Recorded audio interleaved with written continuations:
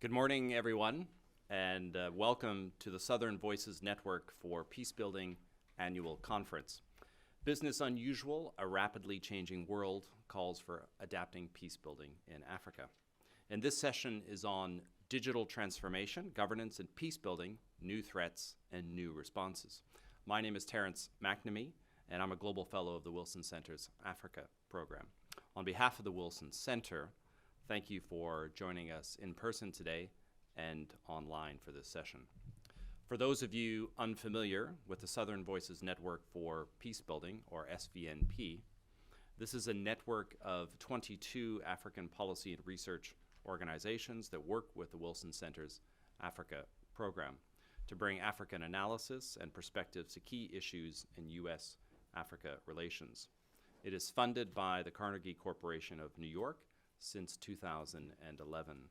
And the project provides avenues for African researchers to engage with, to inform, and exchange perspectives with U.S. and international policymakers in order to develop the most appropriate, cohesive, and inclusive policy frameworks for the issues of peace building and state building in Africa, including our topic today on digital transformation, one that is very close to my heart, being involved for a few years on a project that has a crypto element, so don't swear at me. But I know it's an incredibly exciting time in Africa, and creating a broad, inclusive digital transformation everyone recognizes on the continent is really critical to its development and getting to the next phase. And a maturing tech ecosystem in Africa, enhanced digital access, the turn towards further digitalization is very much driven by young people in Africa. And as someone who lives there and has lived in South Africa, which is a real hub of this transformation for the past 12 years, I can tell you that the people who are driving this agenda are younger and younger. Which gives me a lot of hope. So that's really, really exciting. But we're going to have to, in this session, think about digital transformation in the context of peace building. And that's an interesting link, and I don't think the linkages are immediately apparent. So I'm really excited about our panelists and how we can kind of tease out those linkages between digital transformation and peace building. So we're going to highlight lessons learned in the digital space for peace building, and also issues of concern on the agenda. And we have panelists that are really, really in the vanguard of this issue. And hopefully, by the end, we can propose some recommendations for African countries and policymakers, how we can take advantage of these emerging digital tools to transform Africa and make it a more peaceful and stable continent. So with that very brief context, I'm going to briefly introduce our speakers. We're missing one, but he will be... Oh, yes. Okay, fantastic. Frederick has joined us. Sorry about that. But each of them are going to speak for 8 minutes. And again, 8 minutes is a really challenging period of time to distill all of your amazing insights. But remember, this is not your only bite at the cherry. You're going to have lots of opportunities to engage with the audience. But for these initial preliminary remarks, please keep them to 8 minutes. And just a reminder, we are live tweeting today's event and taking questions online. So to join the discussion, you can follow along on our Twitter account at Africa Up Close using hashtag Peacebuilding in Africa. And to ask a question, you may tweet us or use the chat box function on the event webpage. Now to our first speaker, Kay, who has an incredibly distinguished biography, which I'm not going to read in its entirety, but she really has some extraordinary experience, so she's well placed to start us off today. She has a long history as a diplomat and digital development expert, 2 decades with the U.S. government. And very notably, Kay drove the shift across USAID and U.S. Treasury to proactively support safe and trusted digital financial services worldwide. working with country governments in some of the most vulnerable geographies, including Haiti, Afghanistan. And as someone who lives in a country that's about to be gray listed, I'll have to ask Kay if she has worked in South Africa before, but that's another story. So Kay, I will turn it over to you and really look forward to your remarks. Great. Well, good morning and good afternoon to those of you online and other time zones. Thank you very much, Terrence. So I'm going to start just by saying that I frequently suffer from imposter syndrome because, as Terrence mentioned, I work in digital development, but I am not an expert. I was not trained in either development or digital technology, so it's a little bit I've learned as I go. And this morning, the topic, doubly, I feel like a bit of a fraud because obviously I'm not an African. I'm not an African specialist, nor do I actually know much about peace building. So with that stated, I really appreciate you guys bearing with me, and hopefully some of what I have to say will be interesting and lead to a discussion after the initial remarks.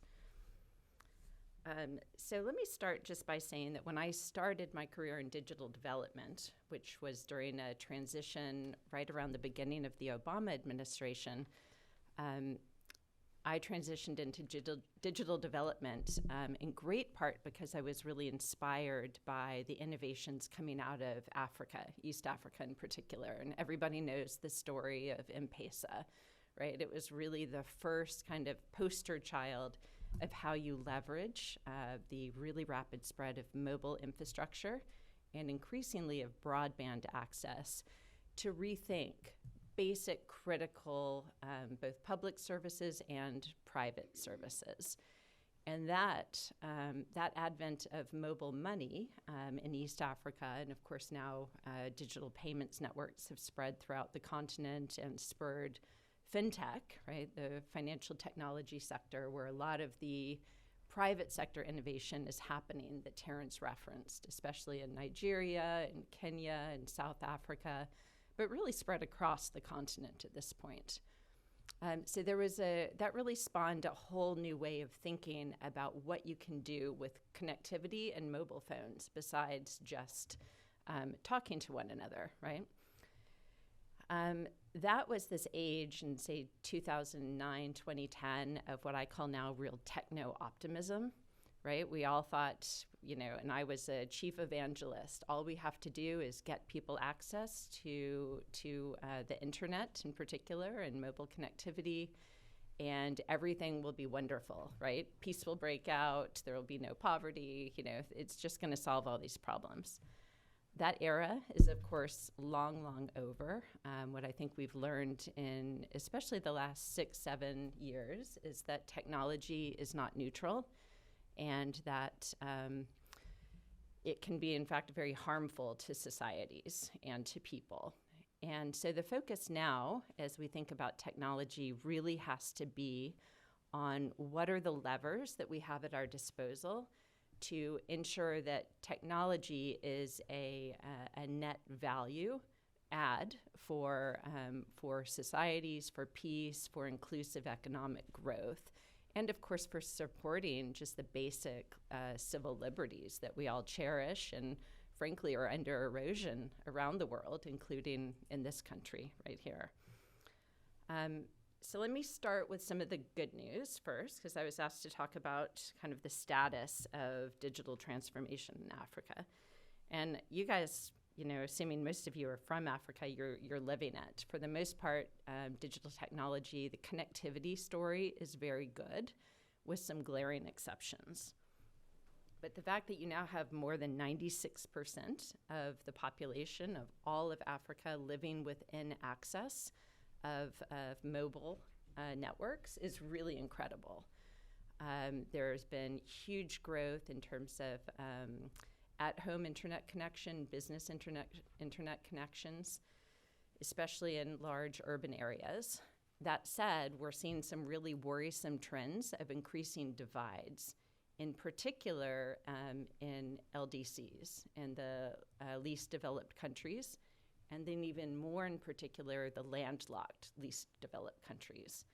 And those landlocked, least developed countries are a really special case because most connectivity still comes from these undersea cables, right? And so if you don't have access to a cable being able to come up at your shoreline, there are huge affordability factors that go with that.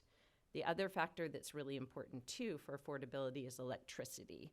And so as we're seeing electricity access and affordability become, in some places in Africa, more difficult, right? We were just talking about load shedding now, even in Johannesburg. Then that's going to have really terrible consequences for kind of the what has been in the past decade a pretty steady increase in accessible, affordable internet. So I would say those are two things to watch out for. I want to just quickly note that there's really no empirical evidence, or very little, that links the kind of economic indicators that I'm going to talk about, and that we all hope that the connected age, the digital economy will bring. There's not a lot of strong evidence yet that by increasing economic growth through the digital economy, that you're going to necessarily have less instability, less trends towards violent extremism. I just want to say this because, again, back in the age, 10 years ago or so, we sort of thought of digital as a potential silver bullet. And that's not the case really for anything, and much less averting political instability or violent extremism.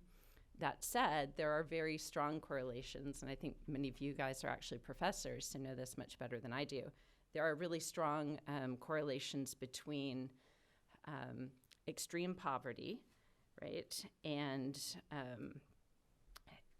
the sense of injustice due to economic and political exclusion, right, that seem to correlate a lot to violence and instability.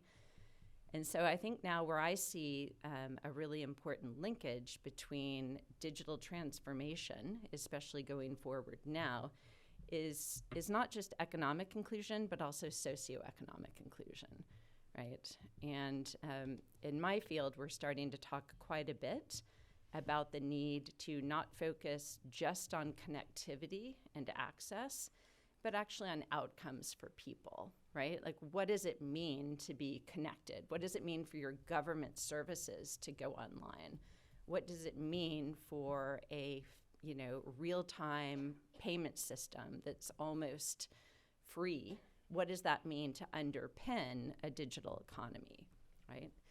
And so we are often talking now about a focus on these very core layers. And I'm going to introduce this term. A colleague of mine said, don't do it, it's going to be too big of a leap. But I'm determined to start normalizing this term, which is digital public infrastructure, right? That they're beyond connectivity, that there are these really context, sector agnostic functions that need to be in place to have a society and an economy be inclusive and be part of the modern global digital economy, right? And there are three, we can quibble over how many there are, but I would say there are three that you really have to have in place. The one is the digital identity, right? Identity has been, and lack thereof, has been used as a tool of exclusion and kind of ineptitude for public service delivery for so very long. That there are ways to do this now, and it's been proven in India. It's being proven right now in Morocco, where you can go for that kind of ultra inclusion, right? Once you have identity in place, I would say the next most important is a payments layer, right? And this is real-time payments that are very, very inexpensive. And then when you have the identity and the payments ability, you get all sorts of, you get the fuel really to power both public sector innovation. So we saw a lot of this during COVID, right? Huge uptake in social protection schemes to try to shore up, the kind of economic resilience of small businesses and of people who immediately lost income as a result of lockdowns and the COVID response. And so those two things, being able to have payments and verifiable identity so that you can authenticate transactions, then when you couple those with robust data exchange that makes all of these pieces interoperable and makes the flow of data more accessible, you start to see some real magic, right? Both in public sector service delivery, but also importantly in private sector and innovation economies. And I think this is a really important point that I would ask you guys to think about, because a lot of the energy in particular that comes from the multilaterals and the bilaterals, so USAID over here, the World Bank a few blocks some direction, they really focus on digital transformation at a kind of e-governance level. So how do you get government public service delivery improved? And I completely agree that is very, very important, but it misses the opportunity to build across the economy and to build across the society and give the private sector a chance as well to benefit from these investments.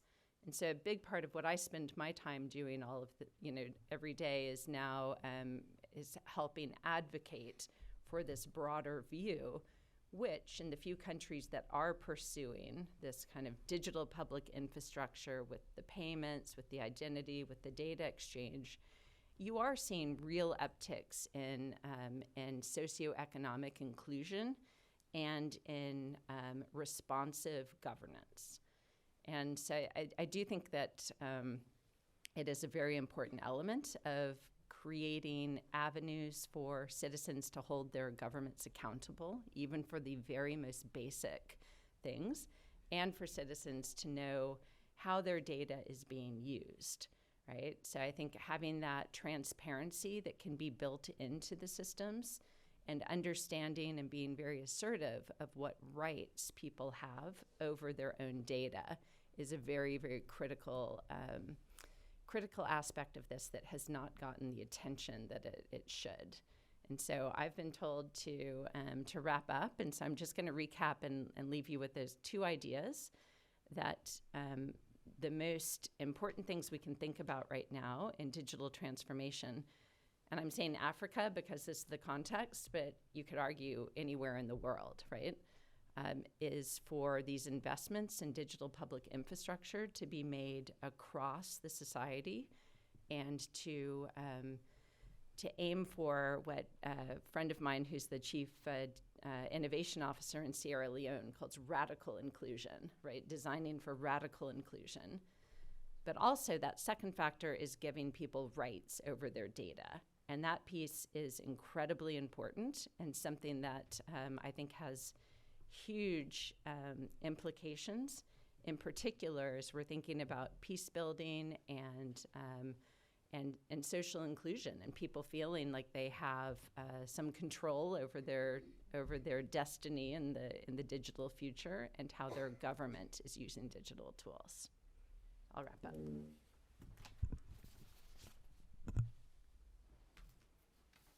Thank you very much, Kay. That was a brilliant start to just an incredibly important topic. And I think in the Q&A, I would really like to, and I'm sure my colleagues would, to unpack the digital public infrastructure point, because I think that is just, it's so on point. It's just so important in terms of Africa at present.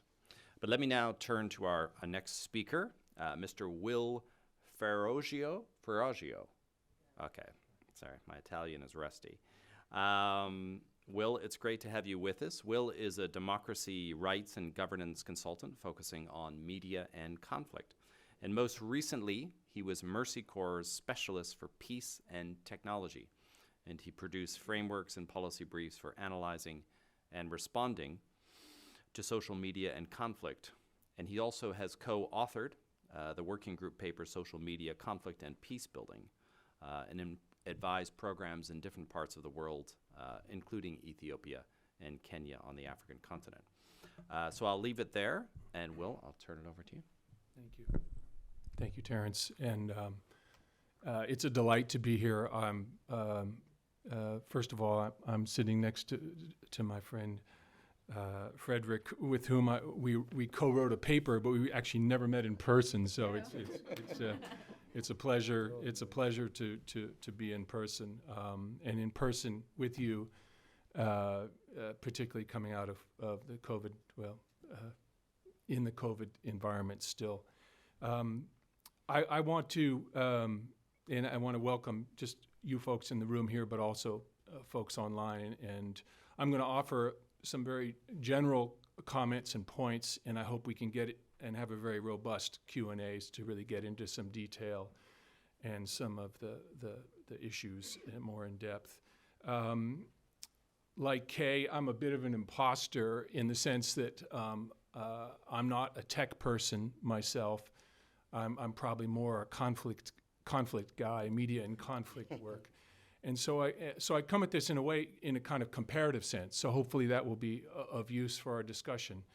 And in particular, as Terrence said at the outset, focusing on media and conflict, and increasingly social media and conflict, which is the title of the paper that Frederick and I co-authored. I think just we were asked to kind of address a few points and issues. I want to say, in terms of kind of some of the threats to digital peace building and digital transitions in African economies, I think first and foremost, there's a conceptual question, which is what constitutes digital, what constitutes transformation, what constitutes peace building. They're going to be, and that matters because there'll be differing priorities in terms of what government places on it, what the private sector might, whether it's digital service delivery in government, commercial applications, finance, or from civil society's perspective, freedom of expression, hate speech monitoring. What are the tools that we might use there? And then, of course, with that, and one of the key findings in the paper that we did was how to measure effectiveness, how to measure, first of all, impact in very rapidly changing dynamics in societies, in very diverse societies. So that's just an initial conceptual thought. I see a couple, again, from my vantage as a media in conflict, I see a couple threats and challenges that do have some corresponding opportunities to them. I think the first one is the term popularized by the WHO director, information disorders, and the enabling environment for those disorders. And so we're talking about hate speech, talking about disinformation, misinformation, malinformation, that doxing and so on, that attacks people based on their identity and their personality. Political actors see utility in this. I don't have to remind you of that. We are experiencing that, whether we're in the U.S., whether we're in Kenya, whatever country we are in. There is a political economy to that.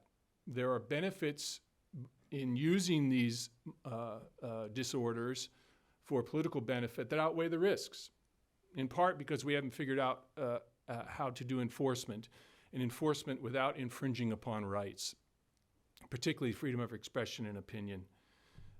So that's one key threat, I think. I would say another challenge, the second challenge that I would see is the aspect of educating for 21st century digital citizens. And we can get into that. Some of you probably have an education background far deeper than mine. But we all know in many countries, I think across the globe, there are real challenges for resources and the ability to modernize curriculum in order to take advantage of the advances and innovations in media literacy, information literacy, and digital literacy often go by the wayside because of the resources. And then I would say kind of a third challenge would be the accountability of the tech, and specifically here, I'm looking at the social media platforms, particularly the accountability locally. For example, Facebook set up its oversight board, but increasingly, or I should say that these technology platforms are not based in country. They very often don't even have offices in the country. They're not accessible to civil society. The power dynamic is not equal beyond scale. I should say there are opportunities there because of some of the real the role of some tech companies, some of these companies in conflict. There's increasing awareness of their roles and increasing public pressure. So there have been some reforms, such as getting trusted flaggers to look at material that are based in country. A second area that we wanted to examine was, what is the role of COVID-19 played on all this? And I would say certainly the conflicts didn't take time off during COVID. The information disorders exacerbate them, they prolong them. Groups ranging from the Taliban to Boko Haram use social media in their information operations. So there's a much more the world is flat sort of approach to accessibility, as we said, good and bad with technology. It's not neutral. There are malign ways of using this for political ends. Going back to my education point, during COVID, often formal education was interrupted, which led increasingly to people being in isolation, spending more in lockdown, spending more time online, which meant in some cases exposure to harms, online harms. And I think one of the true challenges that occurred during COVID-19 was to social cohesion. Certainly, there was opportunity and innovation by some governments and to use technology to help monitor disease, to help monitor rollouts of programs and so on. But governments across the world, not just in Africa, but across the world, used COVID restrictions on information and movement to hinder media reporting, including reporting on their rollout of responses, to stem civil society activities, and even to target opposition. So let me now that I've given you a lot of malign and negative developments, threats and developments during the COVID era, let's talk a little bit about some lessons that I think we can take forward. First and foremost, the global and regional norms and mechanisms remain relevant in the digital age and should be adhered to, drawn on. States are still obligated to the Universal Declaration, to the Covenant on Civil and Political Rights, not only protecting rights for people in terms of freedom of expression and assembly, but also promoting them. The UN Special Rapporteur on the promotion and protection of freedom of information and freedom of opinion and expression has been in the forefront of looking at of all of these issues. What is the role of social media companies in freedom of expression? He issued a report specifically on disinformation in this age.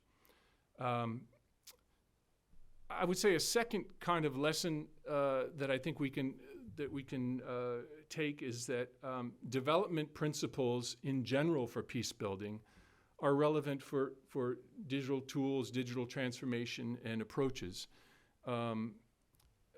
Kay mentioned it. I would just echo it. Inclusiveness by design. This is practically for adoption. If you want digital tools to be used, you involve people you want to use them, and for their effectiveness as well. Not only just because it's the right thing to do, and we want to enhance social cohesion in all groups in society.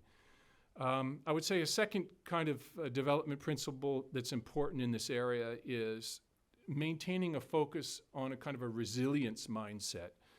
And by that I mean tools and approaches that are used for the longer term that can build resilience to these information disorders and skills for adaptation and to the information and technology changes, particularly as climate change and conflict upend our world. You made the point of the load shedding in South Africa. I don't know if you folks saw this, but my home state of California, we just had a massive heat wave recently, and Twitter, one of their data centers, essentially melted down for a period of time.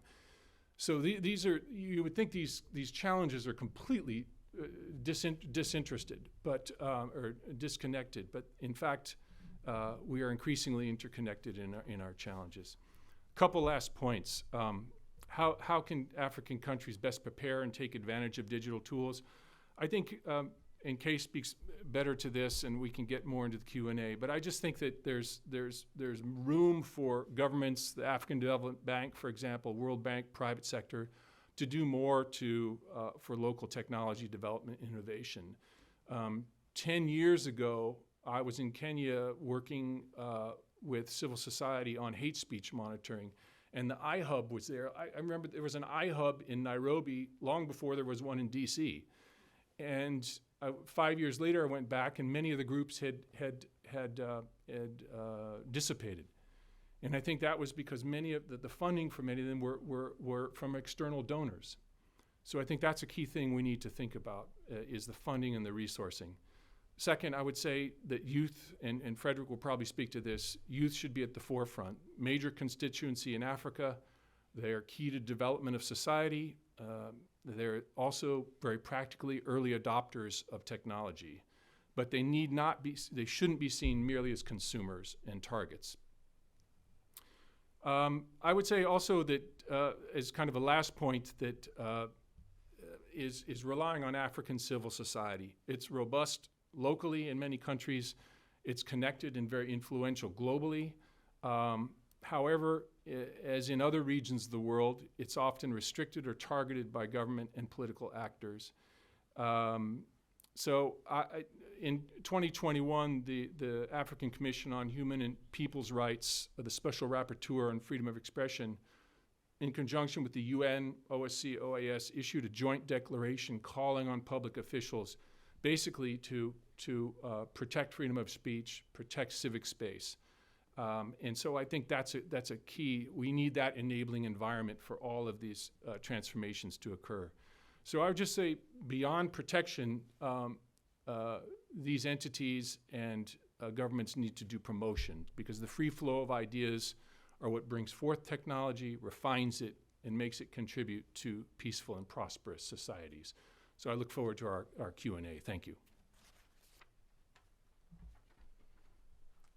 Thanks very much, Will. Lots and lots of food for thought.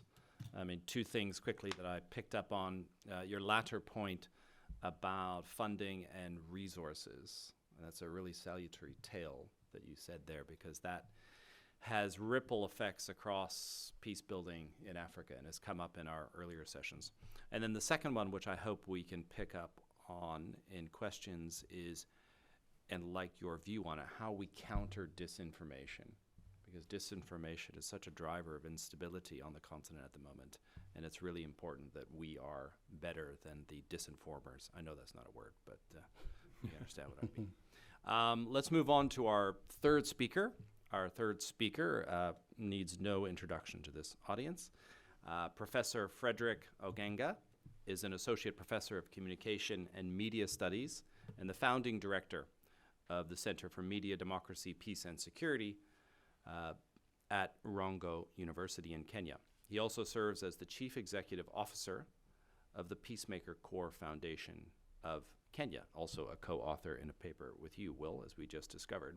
But I'll leave the rest of his bio now, and I'll turn it over to you, Fred. Thank you so much for the introduction, the kind introduction. And thank you for my good audiences that are here both face-to-face and online. and it's good to see you, Will. Quite a bit of a good introduction have been made by my colleagues, Kay and Will. So some of these things I will not belabor. But I would want to give you a little bit of background, emphasizing on my country, Kenya, giving the African context, from the idea that when you talk about digital divide, then one term that comes into mind is digital inclusion. And countries in Africa, including Kenya, are at the forefront of ensuring that citizens and those that are marginalized are included in the digital space. And this they have done through some policy strategies. They have the broadband strategy, they have the ICT policy, and they've got the digital economy blueprint. And all these things can be visible, such as Huduma, Number, e-governance, e-commerce, M-Pesa, we've just had, and so on and counting. So I think in terms of that environment, which has been created through courtesy of the broadband and access to the internet through mobile phone technology, we've had how Kenya has about 90% of citizens exposed to mobile technology. So it really works well for them. But the backdrop of that, it has created an environment that is very vulnerable, a space that has been taken advantage of, sometimes negatively. And this, I say, when you focus really on what some forms of technology and applications like social media have, and the roles they've come to play in the digital space. So I'd want really to focus on that a little bit, because that's where the problem is in terms of conflict, and that's what motivated our discussion in the paper that we wrote, co-authored with Will. I think that social media has been weaponized in a very interesting way, and we've seen that evidence of weaponization when it comes to electoral conflict and when it comes to issues such as violent extremism, political ethnicity, and all those things. So these are key things to consider when you look at the role of digital media in peace building in Kenya. And I'd want to really add that we were compelled to do a paper, and that paper and a book called The Tectonic Shift, which is a collection of the different authors across the world, including African spaces, on the role of technology in peace building. So the big question here is that in this weaponization of social media spaces that is characterized by disinformation, misinformation, and malinformation, where people send genuine information to create harm. So we've had questions of digital harm and spread of violence that has been taken very critically and very seriously in the academic world. And so people are focused on really, because this kind of scenario attracted or invited a lot of responses. From some of them we've heard, and I'll talk about those responses later. What those responses have done, they've been like a knee-jerk response to what they are seeing happening there. What we haven't seen is the extent to which those responses can be qualified to having brought about an environment that can be safely called peace building, so that we can measure their impacts. So the interventions are there, but the causal relations between those interventions and their ability to build peace and to safely argue for the impact of digital technology in peace building is still a gray area. And there's reasons why it's still a gray area. One of those reasons is that there's lack of data. Technological companies are not willing to freely give data, especially you can imagine Facebook giving data about how they operate in Kenya. It will easily attract some sanctions and legal suits in Kenya. And there will be also some kind of also reprisals from the public, and this prevents them from releasing the data that is critical towards measuring the role of digital tools in peace building. And we do also have scenarios where, you don't want to focus more on You don't want to focus more on the idea that the youth are out there, really dealing with adopting and dealing with this technology, but there's a way that you want to approach that kind of youth innovativeness in a way that is beneficial. So in other words, we have a scenario where information disorders present a lot of challenges, and some of these challenges are actually things to do with the nature of technology itself. Technology has a lot of reach, it has a lot of speed, and it has also this thing we call algorithms that really amplify negativity.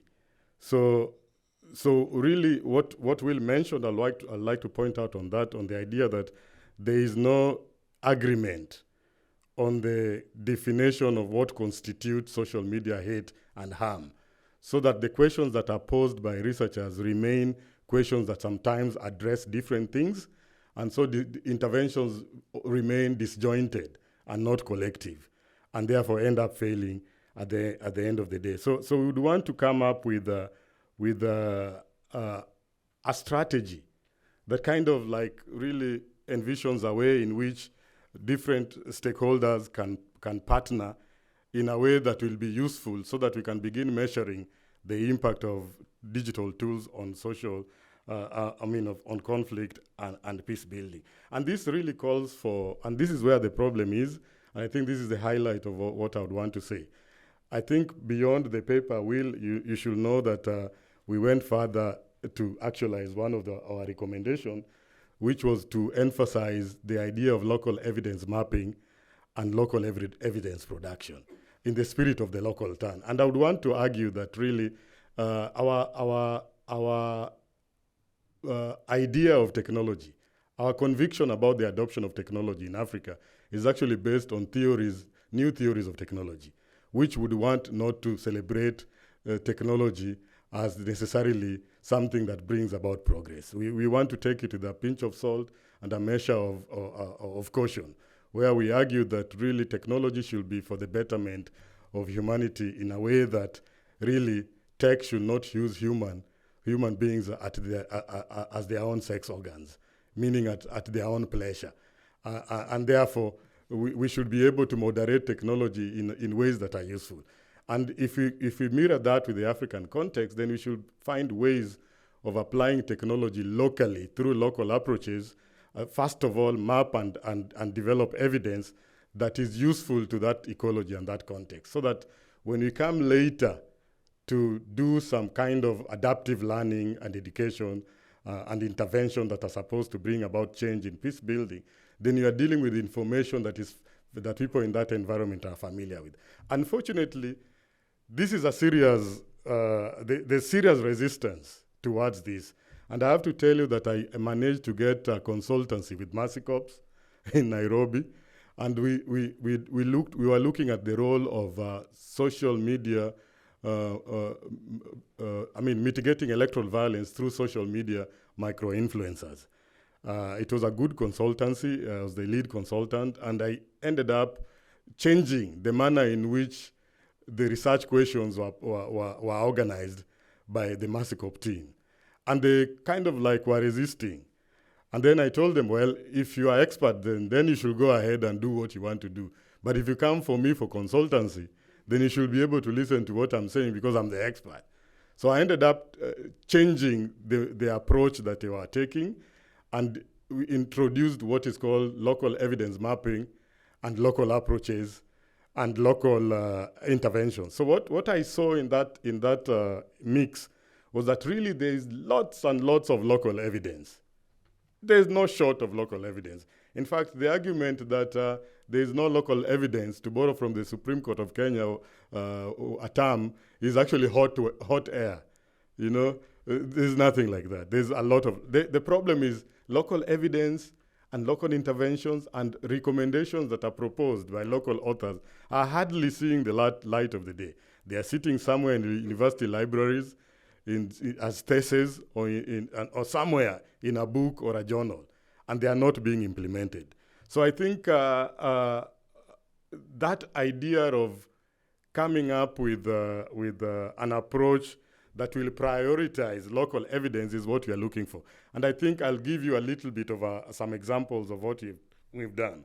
I think Kenya is not short of ideas and innovations that have to deal with the role of social media and peace building in Africa. We have a project that was run some time back called Ushahidi, which is a crowdsourcing tool and conflict mapping tool for peace building.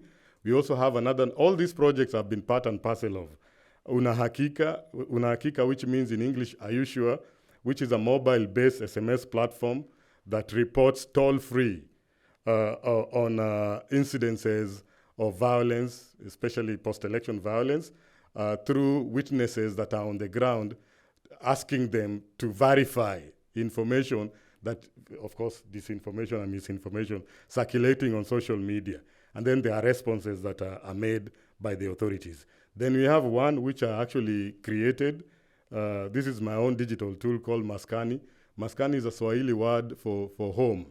And Maskani is a digital literacy online platform that uses Facebook and WhatsApp for mobilization, then Facebook for adaptive learning and reflection. It involves about 60 university students and 12 faculty members in Western Kenya. Maskani is very successful and is still ongoing. Maskani is one of the things that brought sanity in Western Kenya in the 2022 elections. Then we do have also the online-offline dynamic that I wanted to speak about, but because of time, the idea that what happens offline influences what happens online and vice versa presents a double-edged sword scenario. So even as we respond online through these challenges that I've talked about, what really happens offline does matter. And therefore, it means we must not restrict our interventions online. Mark you, most interventions are done online. So we are coming up with innovative approaches elsewhere using music, art, and cultural strategies to counter that online-offline dynamic so that we can account for the causal relations for the role of digital peace building in conflict transformation. And this we did through what we call a Karibu Canaan Music and Arts Festival. The first Karibu Canaan Music and Arts Festival was sponsored by Alliance for Peace Building and Plus Peace, and it actually brought about the youth in Western Kenya who used arts and culture for transformation. And as I wind up,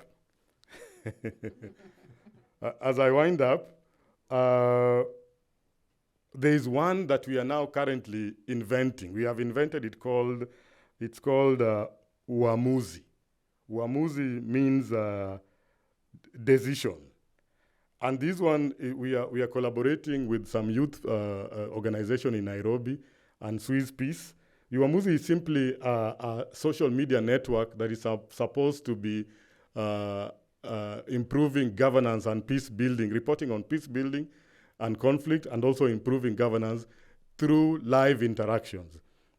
So it allows the youth to report live, but at the same time be at the forefront of conflict transformation, as it were. So because of time, I would want to stop there and, of course, invite more comments and reflections in the Q&A session. Thank you very much. Thanks very much, Fred. You made one point in your presentation, which I'm not going to ask you to elaborate on. And I'm not going to take any questions on that particular point either. But there are some other things that you raised which are really important, I think, particularly the idea of technology being synonymous with ineluctable progress, and your emphasis on taking that with a pinch of salt and recognizing that technology does not equal more stability and progress, I think is really important. Salutary note. But let's turn now to questions, and I'm going to open the floor. Just a reminder to our online audience, we are live tweeting today's event and taking questions online. To join the discussion, you can follow along on our Twitter account at Africa Up Close using hashtag Peacebuilding in Africa. To ask a question, you may tweet us or use the chat box function on the event webpage. But for our in-person attendees, please now raise your hand. I think that we're going to have a lot of questions because I think that there's a lot in this digital space that unless you're really engaged in it, you know, it can be very, very daunting. So I suspect we're going to have some, you know, and there's no such thing as a stupid question. I think we really, really, you know, have to ask and unpack and take advantage of the expertise on this panel. So I'll open it up now, and let's have a question. Here we go. We'll start here. And just a reminder again, name and affiliation before you ask your question. Thank you so much, moderator. My name is Nicholas Ozo, and I work for the African Technology Policy Studies Network based in Nairobi, Kenya.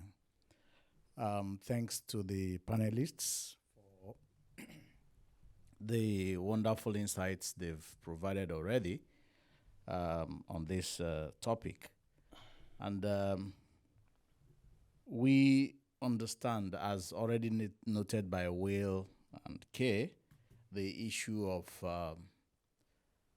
funding and the issue of that digital transformation require lots of infrastructure. And considering I'm aware that the African Union has a digital transformation strategy of 2020. Some countries have their own digital economy and strategy. But there is something that is missing that may mar the issue of transformation if we are talking about transformation and digital transformation. Considering that in the whole of Africa, there is no investment based on the GDP that is up to 1% of the GDP on R&D that leads to the development of infrastructure that can enhance digital transformation. At least at the average, we have 0.5. Kenya still leads by 0.78 in terms of investment of their GDP on R&D.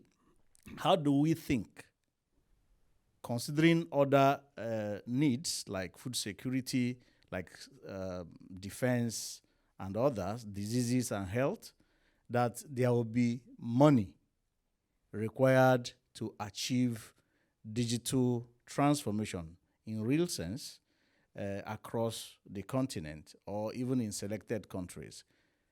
That is my question. Thank you. Okay, we'll take another one there.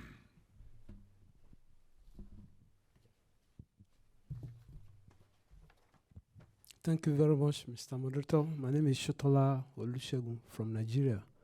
My question is about the regulation of digital technology. You know, much of Africa, they are struggling, trying to regulate it, trying to see what's the best way to regulate it. A couple of years ago, I think last year, Nigeria banned the use of transaction in cryptocurrency. They banned Twitter at some point. It was restricted. I know in Ethiopia also, there was a time you cannot access WhatsApp, easily. So the intention is clear. They are afraid of what could happen. Conspiracies can, people can share information that that can lead to misinformation. But in your own view, how do you think this thing can be regulated? Thank you.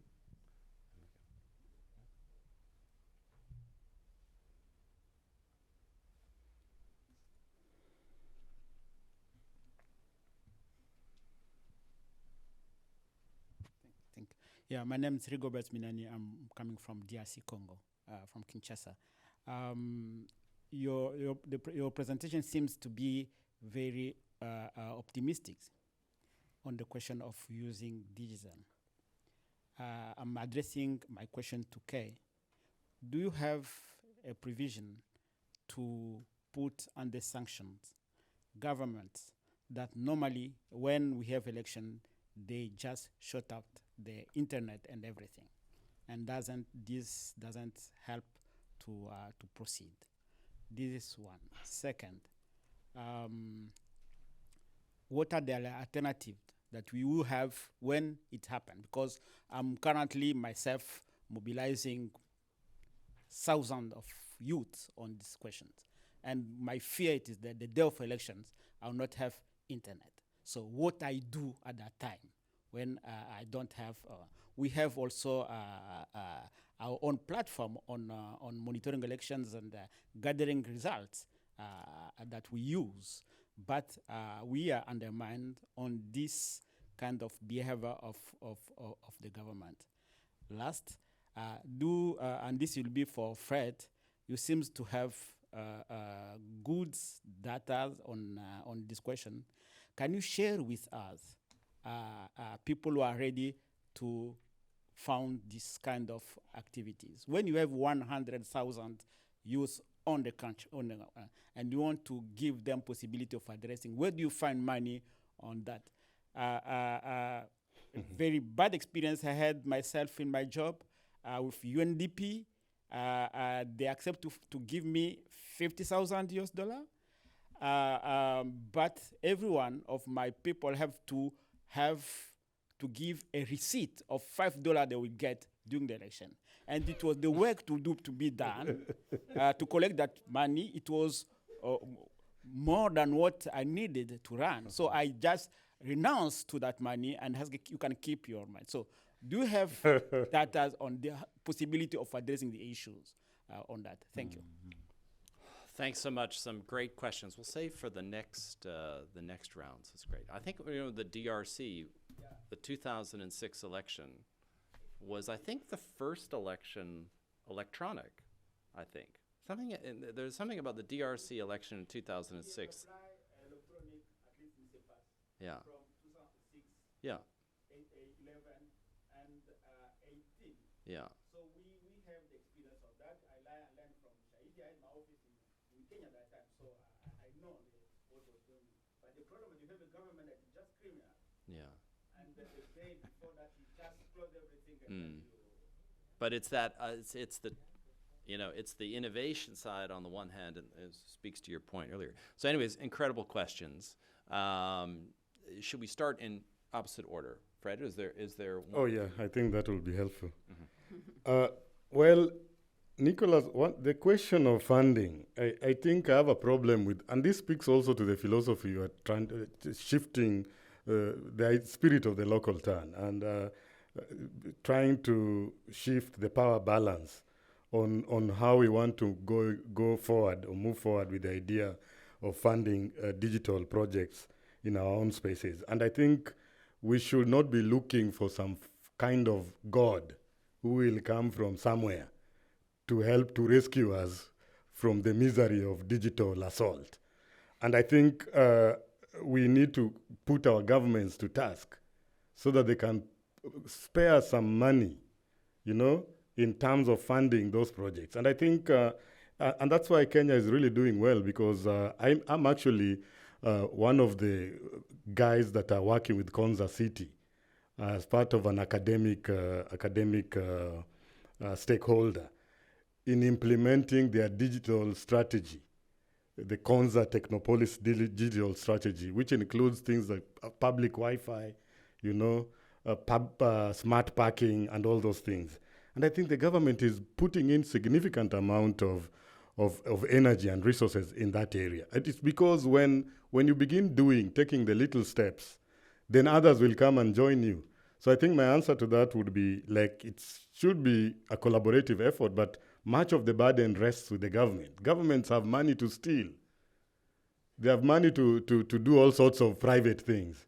But so why don't they give money for coming up with a public digital infrastructure that Kay is beautifully describing here and make it mandatory, and that can be done.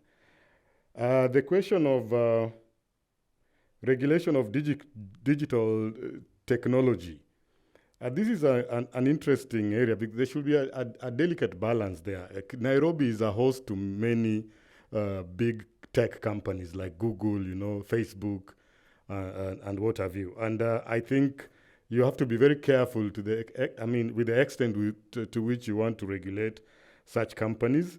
But I think in Kenya, I haven't seen much of regulation on social media spaces. We saw that happening in 2007.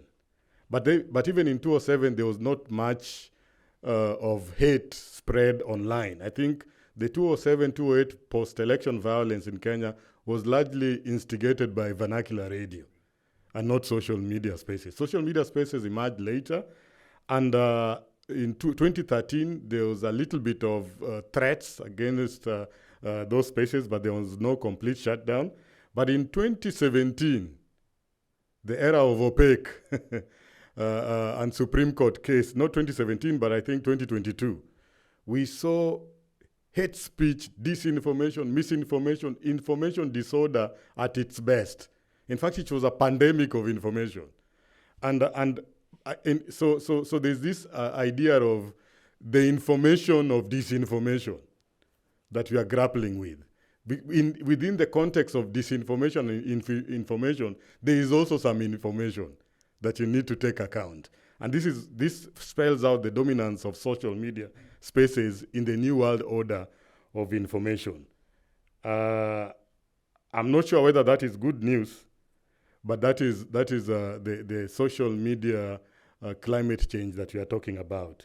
So regulation is usually encouraged to the level of self-regulation by tech companies, but also some measured regulation by the government. And I think that's why also here there need to be some level of collaboration.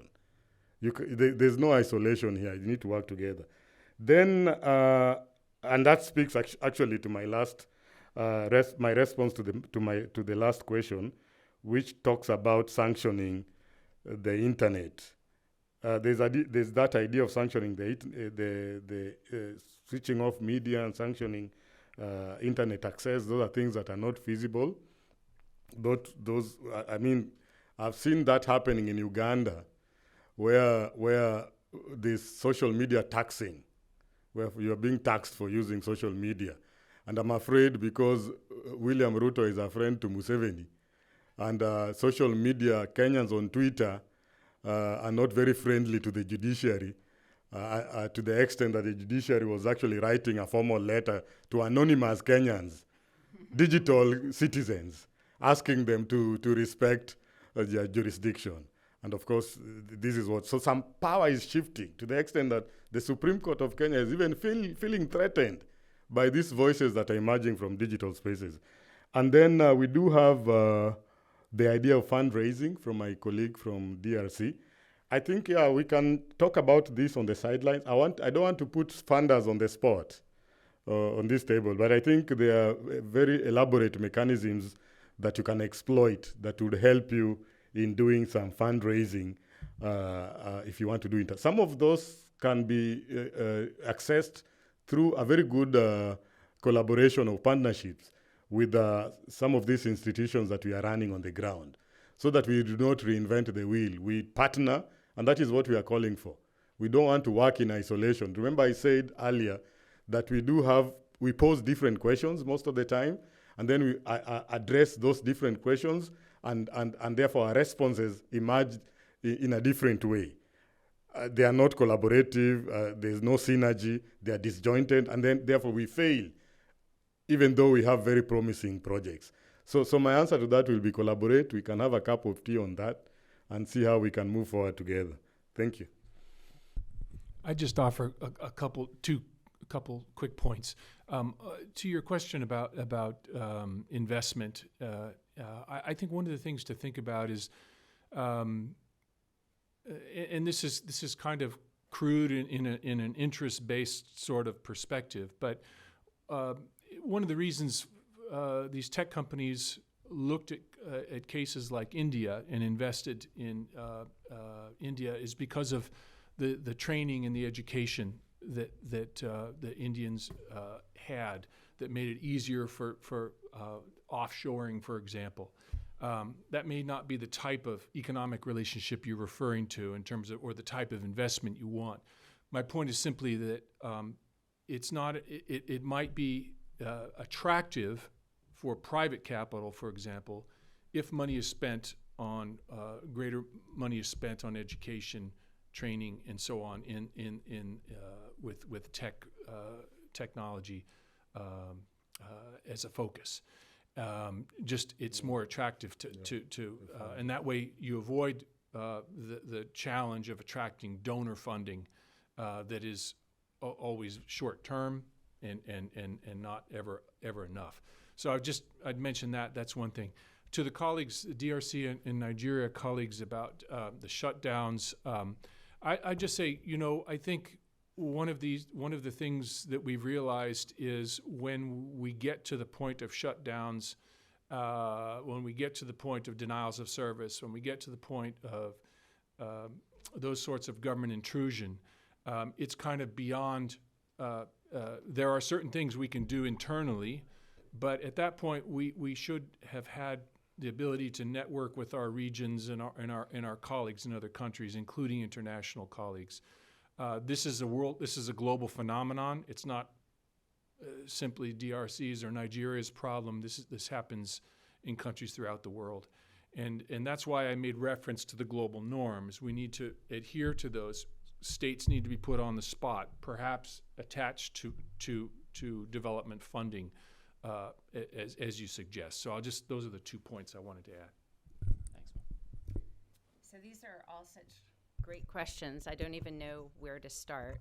I would say that conditioning development funding is really, really hard because there are alternatives for especially digital investment from elsewhere that don't care about Western values. And so I think that's a much less powerful tool than it used to be. Okay, so thank you for calling me an optimist. That's really nice. I get called a cynic and a pessimist most of the time. So that's great. I'm going to be brutally honest and pessimistic. Tyrants are always going to be tyrants, right? The internet's not going to change that. I don't think the real paradigm shift in access and being able to really rein in digital authoritarianism will come when access to the web and the way the web is built is more decentralized, right? So if you hear, you may have heard about like Web3 and DeFi, decentralized finance, and then access, like Starlink. Whatever you think about Elon Musk, he is creating ways through these low orbit satellites for people to not depend on national backbones. But it's going to be a while for sure. But as Fred said, it's not just a handful of countries in Africa that are suffering from this. I have the greatest admiration for the way the digital public infrastructure in India has designed, and yet under Prime Minister Modi, India has turned off the internet more than any other country in the last 2 years, and shut down Twitter accounts. And so, these things are tough. So watch for decentralization of access. And I would also say, and you're probably very aware of this, but I have a colleague who just came from the National Endowment for Democracy and the NDI Digital Authoritarianism Project.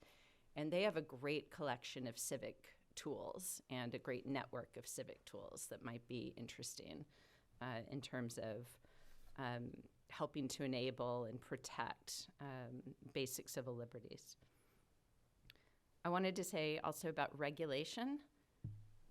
Someone over here? Yeah, you asked about regulation. So regulating tech that's not Africa specific as a problem. Nobody's figured it out, right? The 3 big data tech regulation paradigms in the world right now are China, Russia, very statist, right? They will access data, they will control systems to their own political and economic ends. You have Europe with GDPR, that does a very good job of listing out rights of consumers, which is great. But it also, there's real evidence that it makes it compliance burden is tough. It really relies on very advanced judiciary. It relies on a market power that means that fines can move big tech companies, which we're not really seeing, right? So, GDPR, I think, is a great start, but that needs a lot of evolution to be very effective. And then you have the United States, which, you know, to put it kindly, it's just laissez-faire, right? It's let the technology sector kind of have its way. And that has allowed incredible innovation, incredible growth, but also caused all sorts of problems that you guys have to deal with, right? So there's no easy answer there.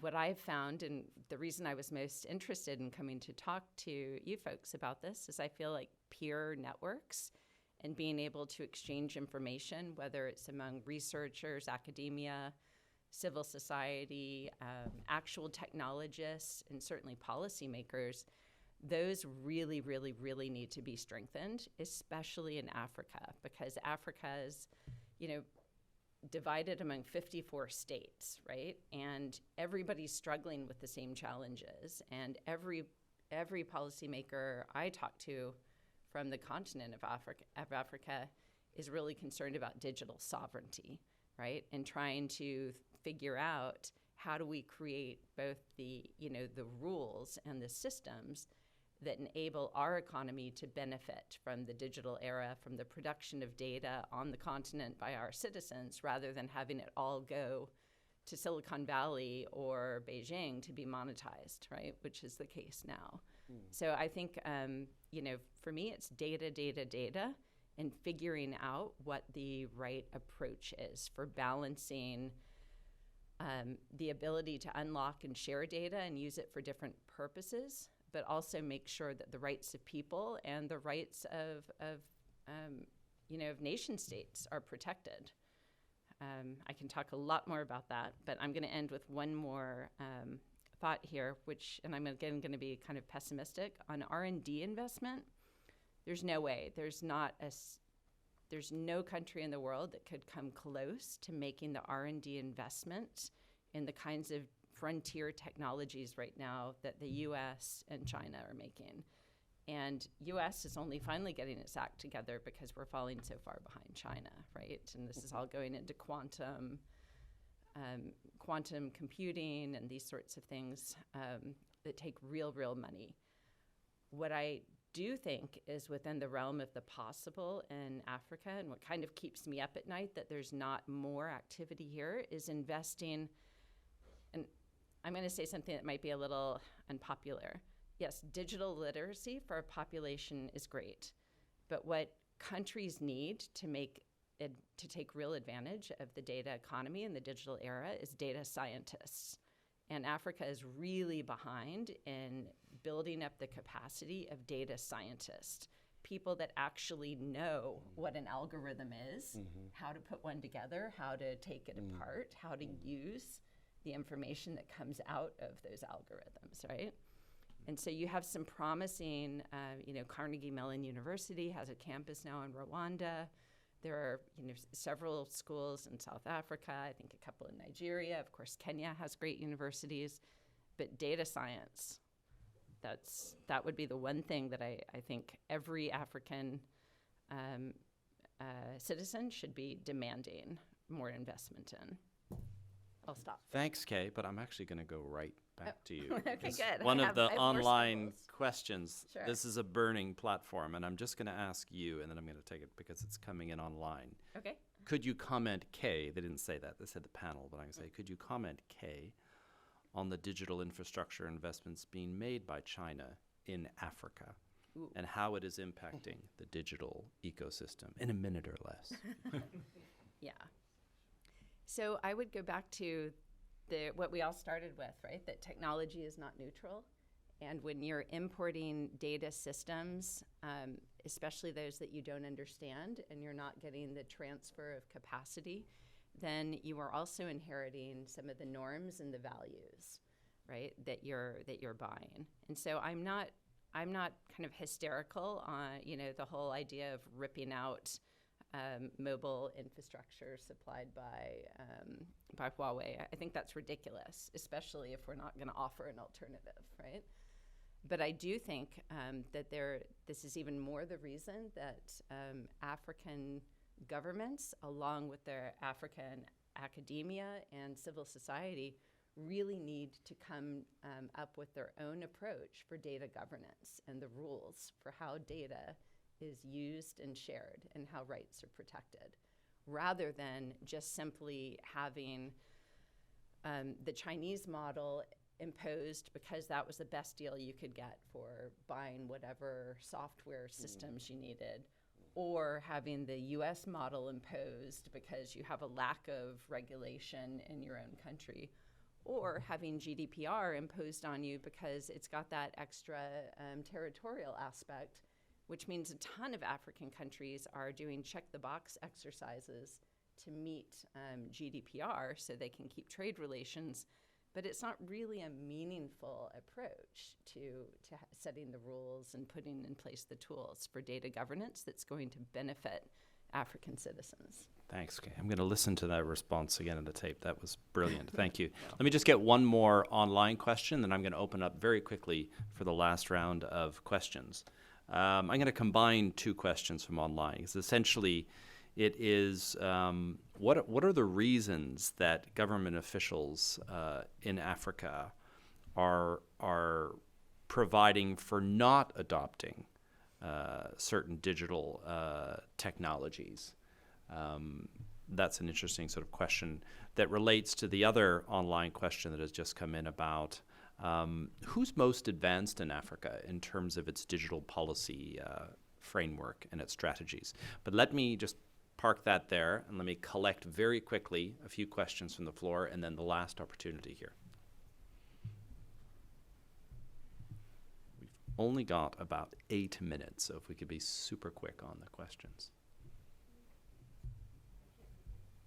I'm just going to take these three. So this, Otilia, no, you don't. Thank you very much. My name is Mziwandile Ndlovu from the African Institute for Development Policy. So my question to Will and Frederick in particular is really around the practicalities of the use of digital tools to drive peace building, particularly the role of the state. Does the state have a role to play in the use of digital technologies to drive peace building initiatives?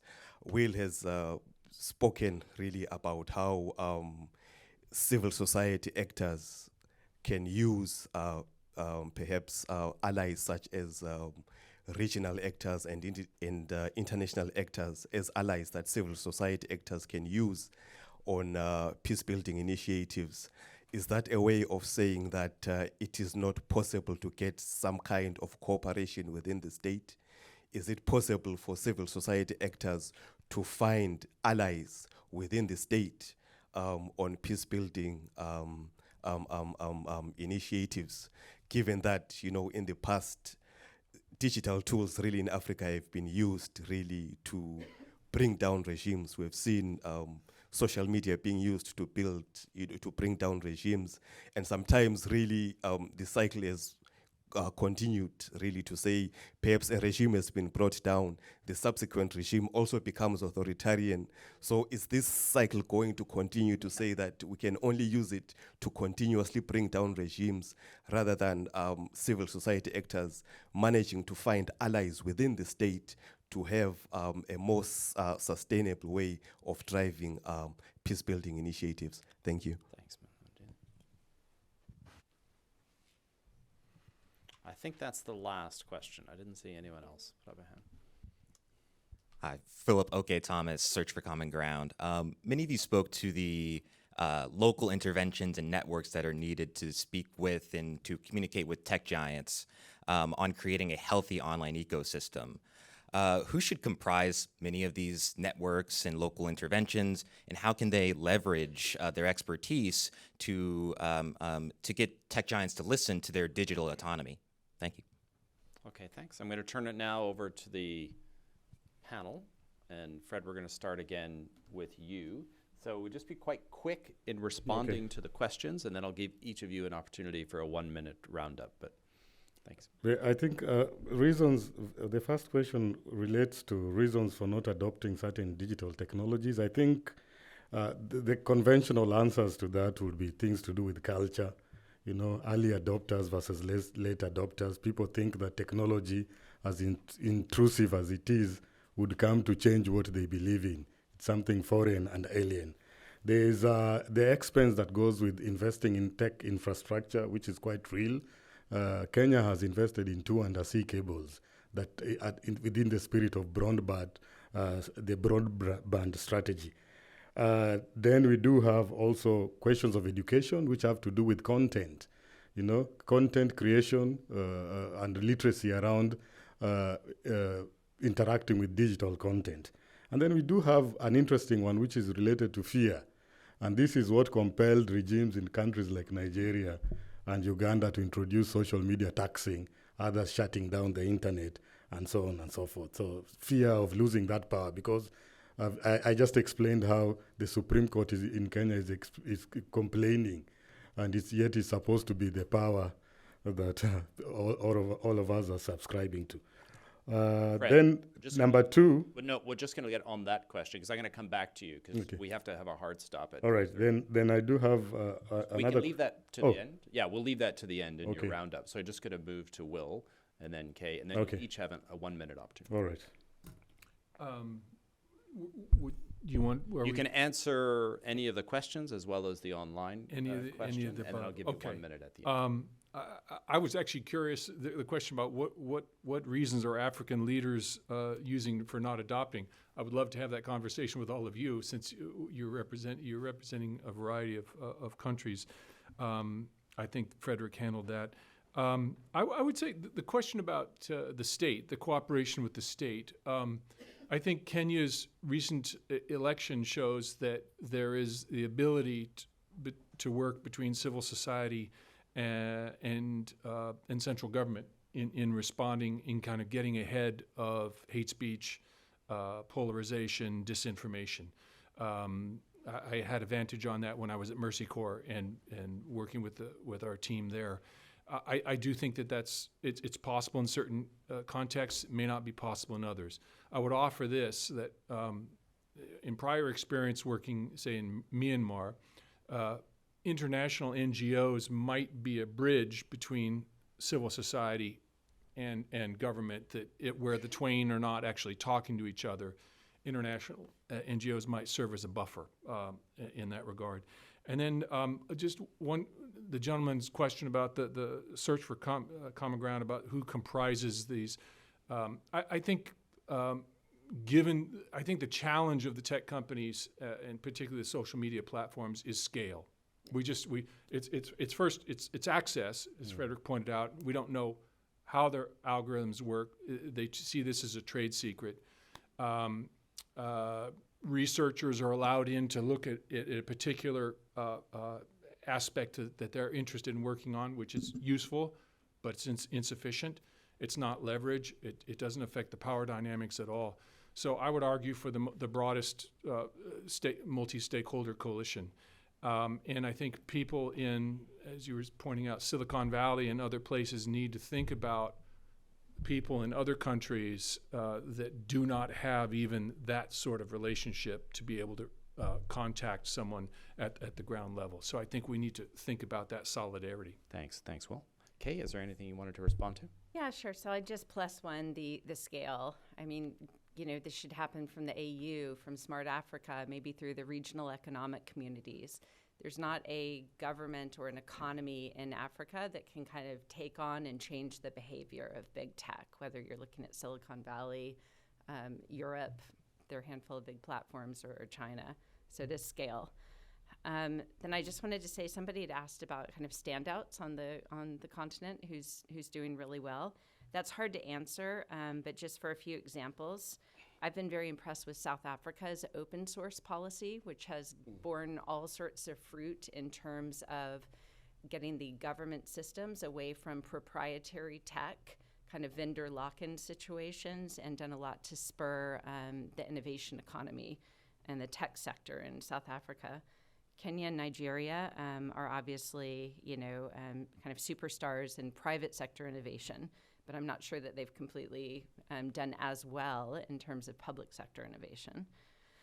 Rwanda is a really interesting case because they're a powerhouse now, especially in terms of citizen services, inclusion, being a test bed for new technology. they invite in the first, drone operators, right, to then help them craft regulation. And so they're really, really savvy, really canny. Then you get back to some of the, the freedoms and liberties questions there.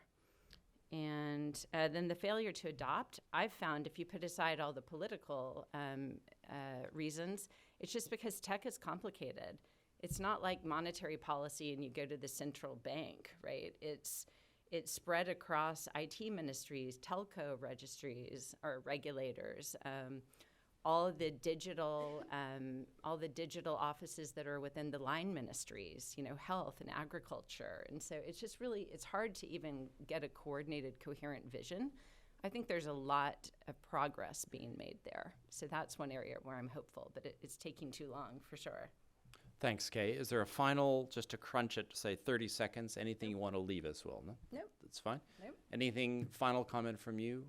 Just that, I think some of the malign things we talked about are, take heart in that we're all struggling with them. Yeah. And that we're all interconnected, and I think we're realizing that we can't go at this alone. So I, again, advise collaboration and cooperation. Thanks, Will. Fred? I think mine would go to the question of local evidence production. I think we need to voice the voices of those people who are supposed to benefit from digital tools, because ultimately those are the people who are going to be using that innovation when it comes home, especially when you want to build peace around issues of technology and so on. Yeah, and I'll go back to my 30 seconds and say +1 to that. It should be a focus on outcomes for people that technology delivers. That should be the ultimate starting point. Thank you. Please, everyone, put your hands together. What a panel. Thank you.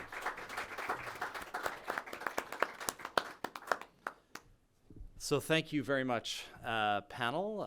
This session is now closed. Our next public session will be this afternoon on terrorism in Africa. So thank you. Terrorism in Africa. Really? How about that?